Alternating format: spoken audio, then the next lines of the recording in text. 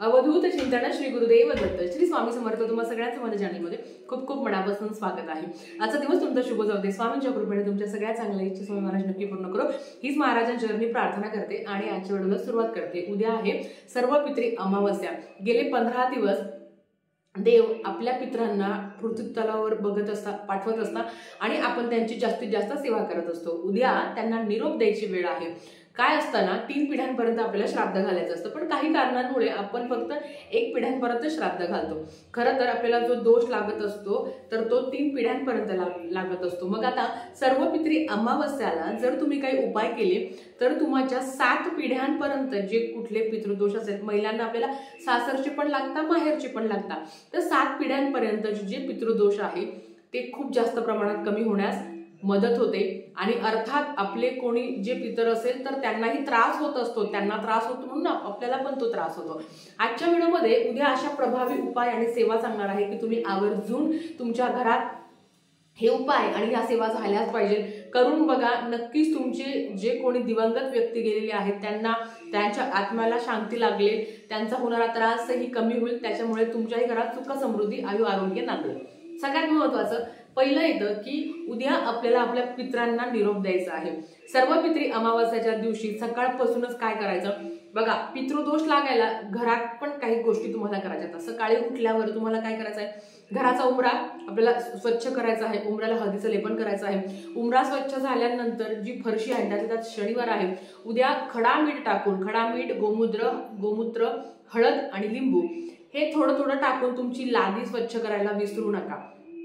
त्याच्याच बरोबर उद्या तुम्हाला काय करायचं आहे, तुमच्या टॉयलेट आणि बाथरूम मध्ये खडा मीठ असेल ते थोड्याशा वाटीमध्ये टॉयलेट आणि बाथरूम मध्ये ठेवायचं, यानी खूप जास्त प्रमाणात नकारात्मकता कमी होते। आणि तुम्हाला सगळ्यांना माहिती आहे की टॉयलेट बाथरूम मध्ये जास्त प्रमाणात नकारात्मकता असते, ती तुम्हाला उद्या ठेवायची आणि दर अमावस्याला ते बदलायचं असतं, एवढंच। आणि तो जो मीठ असतं जे आता समजा उरलेलं आहे, जर ह्या आहे ना अमावस्याला तुम्ही टाकलं आणि उरलं तर ते दुसऱ्या अमावस्याला वाहत्या पाण्यात टाकून द्यायचं किंवा घरातच टाकून द्यायचं पाण्यात, आणि नंतर दुसरं तुम्ही खडा मीठ ठेवायचं। दुसरं, उद्या तर्पण विधी करायला चुकवू नका। आता तो तर्पण विधी कसा असतो ते तुम्हाला सांगते। त्याच्या आधी उद्या सूर्याला आपल्याला जल अर्पण करायचं आहे, सूर्याला अर्घ्य द्यायचं आहे। सूर्याला अर्घ्य देताना त्या पाण्यात काळे तीळ टाकायला विसरू नका, काळेच तीळ लागेल कारण ते पितरांसाठी असतात। काळे तीळ अर्पण करताना ओम पितृ देवताय नमः या मंत्राचा 11 वेळा जप करायचा आणि भगवान सूर्यदेवाला आपल्याला जल अर्पण करायचं आहे। आता ते जल अर्पण केल्यावर ते जे पाणी आहे ते तुळशीला सोडून कुठेही तुम्ही घालू शकता। दुसरं, उद्या तुम्हाला नैवेद्य करायचं आहे। आपण काय करतो, आपण फक्त जसं मी सांगितलं की आपण फक्त आपल्या 1 पिढ्यांनाच आपण श्राद्ध घालत असतो। उद्याच्या दिवशी काय नैवेद्य द्यायचा, सगळ्यात महत्वाचं उद्या तांदळाच्या खिरीचा नैवेद्य तुम्हाला द्यायचा आहे। तांदळाची केली तरी अतिशय उत्तम, नाही शक्य होत तर तुम्ही शेवयाची करा। बरेच लोक गव्हाची पण खीर करता, चालेल, तुम्ही कुठली खीर केली तरी चालेल, पण शक्य असेल तर तांदळाचीच खीर करा। तांदळाची खीर करायची, वडे करायचे, जे आपण मुगाचे वडे जे आपण उडदाचे वडे करतो, ज्याला मेदू वडे म्हणतात, ते वडे करायचे आणि चपाती करायची। आता ताई एवढं करणं शक्य होईल का? खरं तर वडे करण्याचा प्रयत्न करा, कारण त्या वड्याला पण तेवढंच महत्व आहे जेवढं त्या खिरीला महत्व आहे। वडे नाही शक्य होत तर फक्त खीर चपातीचा नैवेद्य दाखवला तरी चालेल। ज्यांना हेही करणं नाही शक्य होत त्यांनी भात घ्या, भातात मीठ टाकायचं नाही, त्या भातामध्ये तुम्ही तूप टाका किंवा दही टाका, दही भाताचा नैवेद्य तुम्ही वरती कावळ्यासाठी ठेवायचा आहे। हा नैवेद्य ठेवायला विसरू नका, पण शक्य असेल तर परत महिलांना सांगेल खिरीचा नैवेद्य दाखवायला विसरू नका, कारण 7 पिढ्यांचा पितृदोष जाणार आहे। ही सेवा परत वर्षानेच आपल्याला करायला मिळेल, म्हणजे सर्व पितराच करायला मिळेल। खरं तर प्रत्येक अमावस्याला जर तुम्ही दही भाताचा नैवेद्य कावळ्याला खाऊ घातलं तर खूप जास्त प्रमाणात पितृदोष कमी होण्यास मदत होते आणि पितरांना सद्गती पण मिळते। तर तुम्हाला काय करायचं आहे, हा नैवेद्य दाखवण्याच्या आधी तर्पण विधी करायचा असतो। तर तर्पण विधी सगळ्यांना माहिती आहे, थोडक्यात सांगते। पाणी घ्यायचं, आपण उजव्या हातात पाणी घ्यायचं आणि तर्पण जसं आपण करतो की अंगठ्याने पाणी सोडायचं, तर्पण विधी त्यांना आपल्याला जल द्यायचं असतं। आता तर्पण विधी 3 पिढ्यांपर्यंत करा।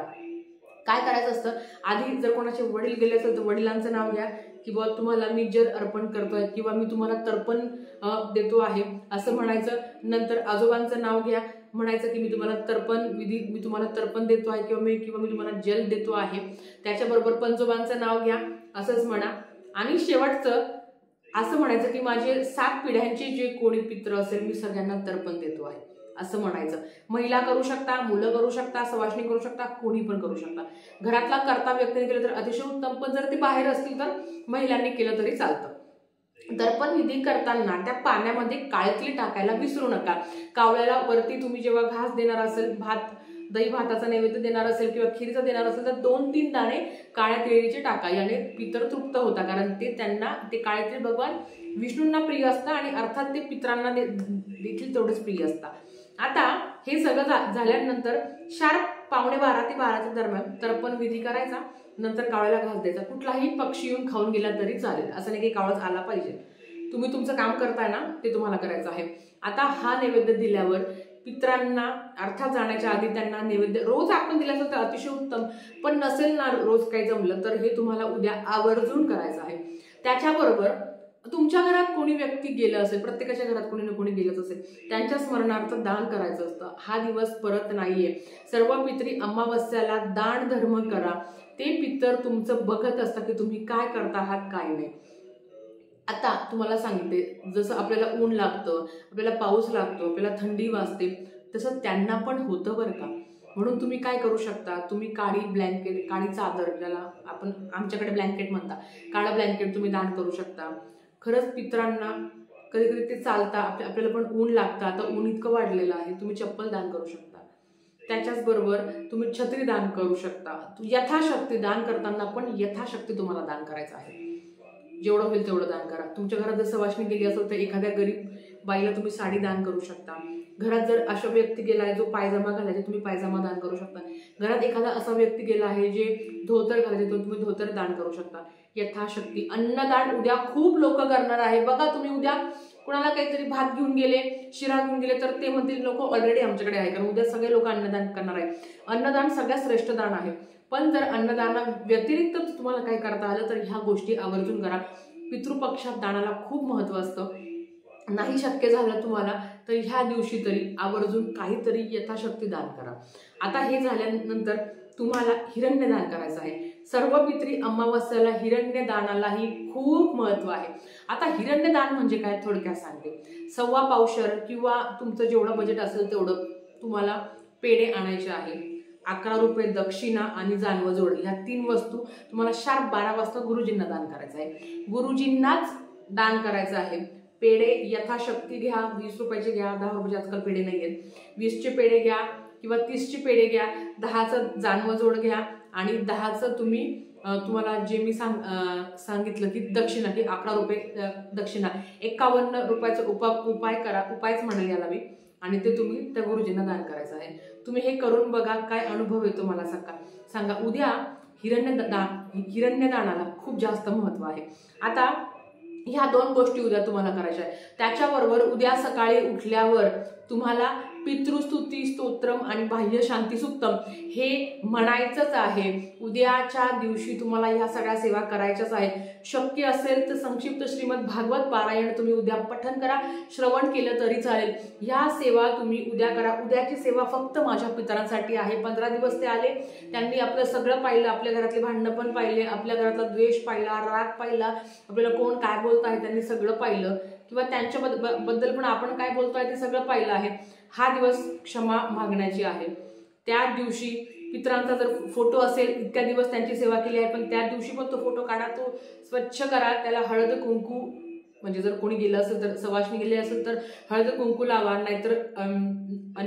नाहीतर अष्टगंध लावा आणि त्यांच्या फोटोला हार लावा. हार लावल्यानंतर प्रार्थना करा की माझ्याकडनं काही चुकलं असेल तर माफ करा. माझ्या घरात तुमचा वावर राहू दे. माझ्या घरात तुम्ही आमचे सगळे दुःख घेऊन जा.